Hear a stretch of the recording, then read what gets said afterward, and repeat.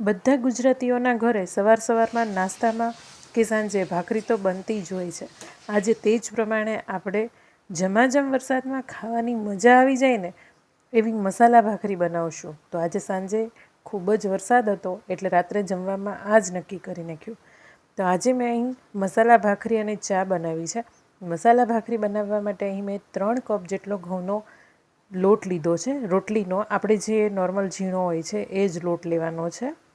અને અમે ગુજરાતીઓ છે આ રીતે થોડું ખાડો કરી અને વચ્ચે મસાલા કરીએ છીએ, કારણ કે મસાલા છે એકદમ પ્રોપર મિક્સ થઈ જાય. તો કઈ રીતે મિક્સ થશે?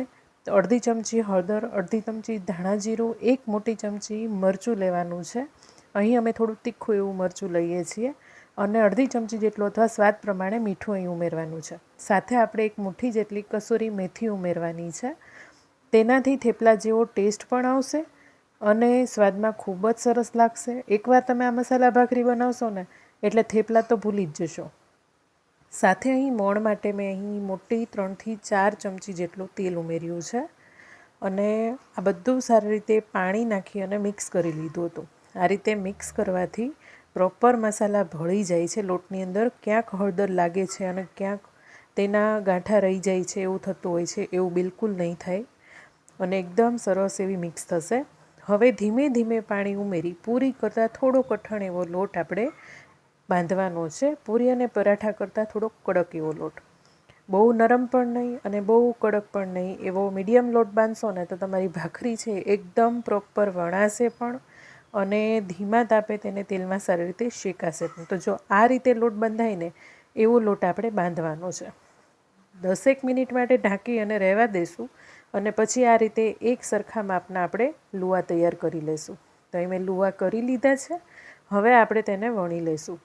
તો વણવામાં આપણે આ રીતે પહેલાં લુઓ કરવાનો હોય છે, જેથી આપણી કિનાર છે ફાટેલી ન રહે અને એક સમાન થાય. તમે જે રીતે લુઓ તૈયાર કરતા હોય એ રીતે કરી લેવો. આપણે તેને એક સરખી વણી લઈશું અને ફરતે કિનાર જો ફાટી જશે તો તેને આ રીતે જોઈન્ટ કરતા જશું અને મીડિયમ સાઇઝની વણી લઈશું. 3 થી 4 થેપલા તમે મૂકો અને જેટલી થિકનેસ થાય એટલી થિકનેસવાળી આપણે ભાખરી અહીંયા વણવાની છે.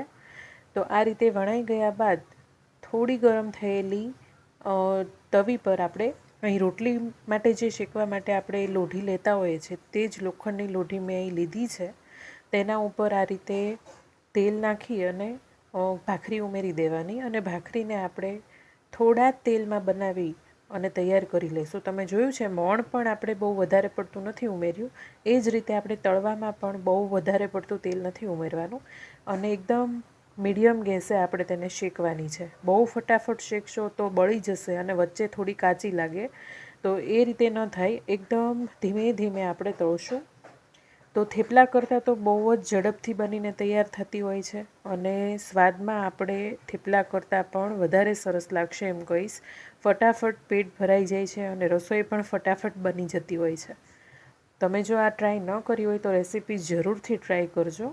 તો આ જ રીતે આપણે બધી જ શેકી લઈશું અને તમને આ રેસીપી કેવી લાગીને એ મને જરૂરથી કોમેન્ટમાં જણાવજો. અને હા, આવી અવનવી રેસીપી શીખવા માટે મારી ચેનલને અત્યારે જ સબસ્ક્રાઈબ કરી લેજો અને બેલ આઇકન દબાવી દેજો, જેથી હું જેવો જ અપલોડ કરું તરત જ તમને નોટિફિકેશન મળે. તો આ રીતે મારે બધી જ ભાખરી તૈયાર થઈ ગઈ છે અને આટલા લોટની અંદર લગભગ 5 ભાખરીઓ મારે બની અને તૈયાર થઈ છે. અને સાથે આપણે ચા પણ અહીં થવા માટે રાખી દીધી છે.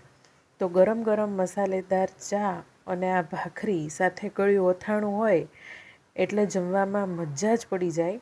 એમાં પણ જો વરસાદ આવતો હોય તો વાત જ જવા દો.